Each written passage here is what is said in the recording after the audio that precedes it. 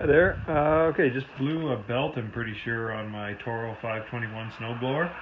When I go to engage the drive handle, I can see the little wheel moving, but nothing's happening.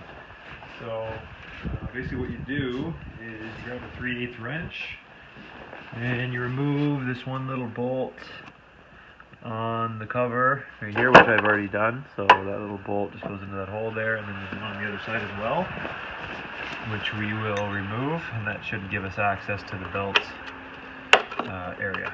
So I'll remove that and show you guys in a sec.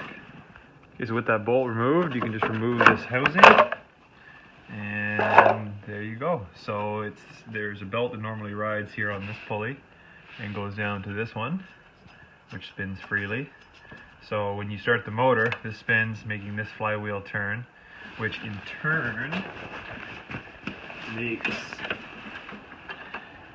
that flat plate spin right there. And then when you engage the drive, it pushes that rubber wheel to the right there against that plate. So obviously if that's not spinning, you're not going to get any drive. So I'll get a new belt and I'll show you how to install it. Okay, so there's the new belt, and to get it on, we just need to remove this pulley here. Okay, so it's a 9/16 wrench and socket to remove this.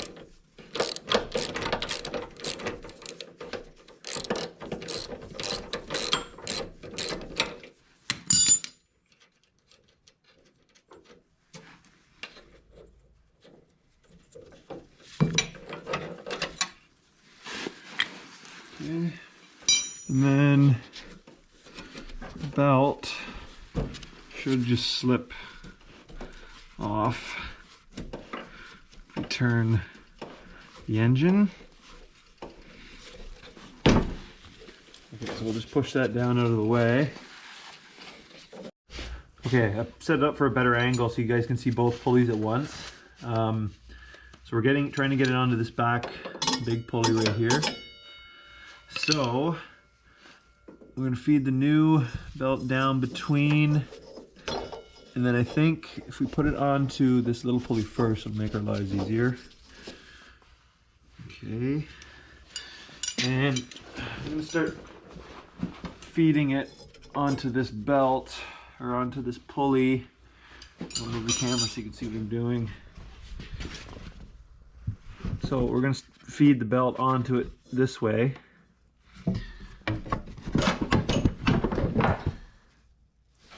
I'm going to get a pry bar and I think a 9/16 wrench, and I'm going to use the pry bar and get the belt as far onto the big pulley as I can before it really tightens up, and then I'm going to hold it there, and then with the 9/16 wrench I'll get onto this and turn it, and hopefully it'll start to travel up the big pulley itself. Actually, yeah, it might, you'll just see it here. So if you look down there, I'm going to turn this pulley and you'll see maybe not, but you can see that the belt is now going onto the big pulley. It's there, and then it's on. It's actually, yeah, it's nice and tight there now. Okay, so we'll put this other one back on, and then we'll fire it up before we put the cover on, just to make sure everything's working. Okay, so to put the other pulley back on, just do the kind of the reverse.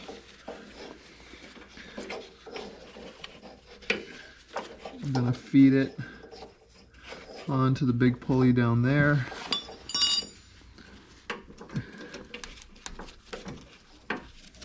There's this little tensioner here too that you have to push out of the way, and then we'll put it onto this, and the same kind of way as we did the other one, you just turn this as you hold that, and it should slip back on. Now this one's gonna be a lot more loose, just because it actually engages when this wheel pushes on it. So we'll put the wheel back, bolt through here, and put the nut back on.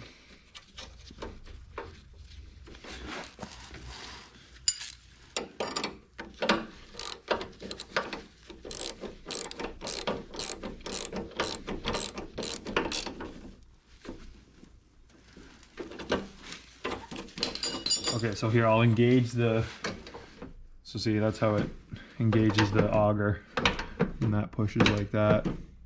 Probably should have replaced this belt too, but I mean, it's not too bad. I don't use this very often. It's easy to change. Okay, so we'll fire it up, make sure everything works. That belt's actually really nice and tight. It's like a perfect fit. And if these belts ever do squeak before they fail, you can also put belt dressing on. It's like a sticky fluid that kind of conditions them, and it actually makes them last longer and run a little bit better. Okay, so let's fire this up.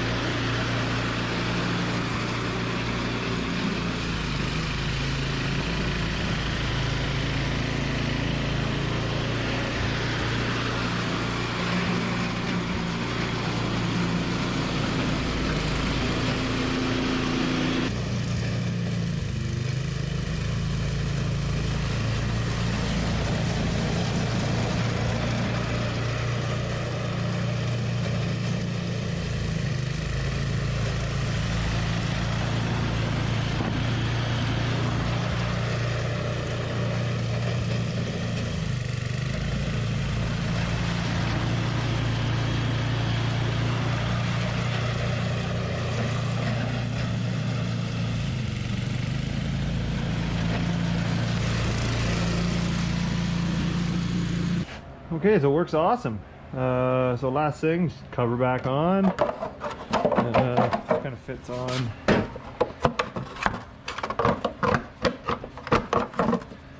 Like that. And a couple bolts.